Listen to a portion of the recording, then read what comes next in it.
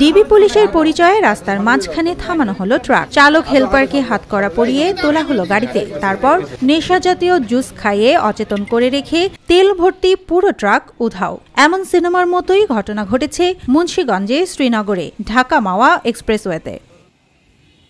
গত 29 এপ্রিল সন্ধ্যায় নারায়ণগঞ্জ থেকে পাম অয়েল ভর্তি 35টি ড্রাম নিয়ে একটি ট্রাক রওনা দেয় ঝিনাইদহের উদ্দেশ্যে। কিন্তু রাত 9টার দিকে শ্রীনগরের বেজগাঁও এলাকায় ট্রাকটি ডাকাত দলের কবলে পড়ে। 6 সদস্যের এই চক্র নিজেদের ডিবি পুলিশ পরিচয় দিয়ে ট্রাক থামায়। এরপর চালক রাসেল ও হেলপার আল আমিনকে হাতকড়া পরিয়ে তুলে নেয় পিকআপে এবং জোরপূর্বক নেশা জাতীয় জুস খাইয়ে অচেতন করে ট্রাক নিয়ে পালায়।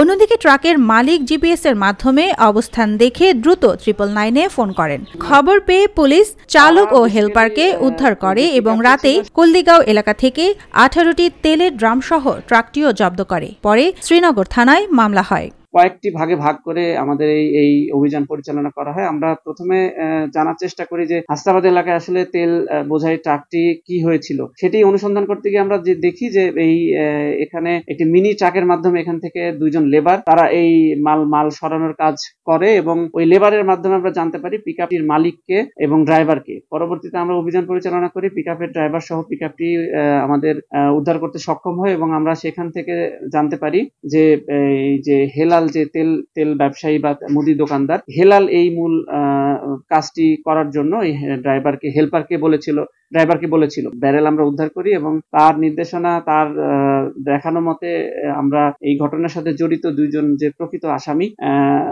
তাকে আমরা গ্রেপ্তার করতে সক্ষম। এরপর অভিযান শুরু করে মুন্সিগঞ্জ জেলা পুলিশ। তথ্য প্রযুক্তি, সিসিটিভি ও গোয়েন্দা তথ্য ব্যবহার করে 4 মে ঢাকার বিভিন্ন এলাকা থেকে গ্রেপ্তার করা হয় 4 ডাকাতকে।